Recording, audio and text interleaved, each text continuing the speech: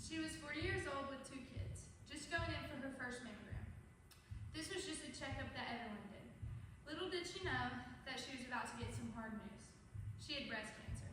The doctor told her that she had 2 tumors in her right breast. The cancer had spread to 7 different lymph nodes. According to the Mirror Regional newspaper, October 24, 2000, City Hospital breast cancer specialist Paul Stonelake says, over the lifetime, chances of getting breast cancer are 1 woman in 12. This woman was my mom's best friend. She was able to overcome this disease while still being an awesome mom and teacher. I have chosen to research this topic to bring awareness to this disease. In doing so, I hope more women take necessary steps to prevent or quickly act upon this life-threatening disease. Today, I will help you better understand breast cancer by discussing causes and symptoms, current treatments, and emotional and social impacts. First, let's look at the different causes and symptoms of breast cancer. Many people do not realize that they have breast cancer until they do their mammograms. Breast cancer will present with a lump that is usually painless. Symptoms are distortion of the breast in different ways. Breast cancer occurs through a complex interaction of your genetic makeup and the world around you. According to Paul Stonelake, nipple symptoms such as skin change and blood-stained discharge or distortion of the shape of the breast may be noticed by individuals who have breast cancer. The Mayo Clinic website goes on to write that the DNA changes that lead to breast cancer most often happen in the cells that line the milk ducts. These ducts are tubes designed to carry milk to the nipple. Breast cancer that starts in the ducts is called invasive ductal carcinoma. Breast cancer can also start in cells in the milk glands. These glands, called lobules, are designed to make breast milk. Cancer that happens in the lobules is called invasive lobular carcinoma. Other cells in the breast can become cancer cells, though this isn't common.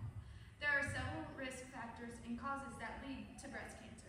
These include a family history of breast cancer, history of breast conditions, being female, dense breast tissue, obesity, radiation, and several more.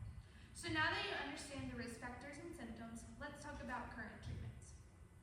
Researchers have been working on treatments for a long time to help with cancer. There is no cure, but there are several steps to take to minimize the growth of cancer and potentially remove the cancer completely. These include breast cancer surgery, radiation, chemotherapy, hormone therapy, targeted therapy, and immunotherapy. According to the Mayo Foundation for Medical Education and Research 2025, breast cancer treatment often starts with the surgery to remove the cancer. Most people with breast cancer will have other treatments after the surgery, such as radiation, chemotherapy, and hormone therapy. Some people have chemotherapy or hormone therapy before surgery. These medicines can help shrink the cancer and make it easier to remove. There are many options for breast cancer treatment. Paul Stonelake City Hospital breast cancer specialist adds, the good news is that death rates for breast cancer are falling. Some of this is due to the NHS breast screening program, but is mostly due to improved treatment. This has come about largely due to a team approaching treating the disease with breast surgeons, plastic surgeons, oncologists, pathologists, radiologists, and breast care nurses, all working together for the benefit of their patients. Let's end this by talking about the emotional and social impacts that women face from fighting breast cancer. Fighting breast cancer takes a lot out of a woman. It's emotionally and physically draining.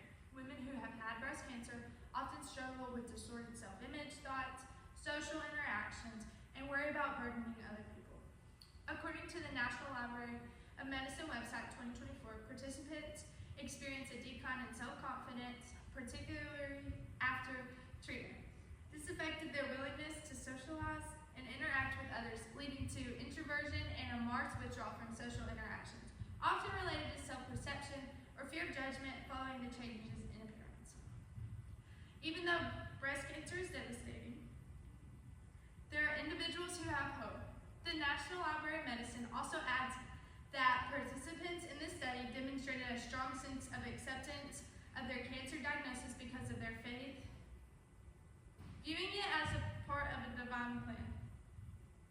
Their belief in divine guidance paired with optimism about the available treatments fostered resilience, allowing them to maintain a calm and hopeful outlook during their journey of treatment and recovery. It's very important that you pay attention to what your body God is trying to tell you. Stopping to listen to your body can be inconvenient, but when you neglect your body, you neglect yourself. Today, I've provided an overview of the causes and symptoms, current treatments, and emotional and social impacts of breast cancer. After listening, I hope you will pay attention to your body and attempt to prevent or quickly monitor this threatening disease. Taking care of yourself is not just for your own benefit, but for the benefit of those who love you. Listen to your body and do not be afraid to go get checked.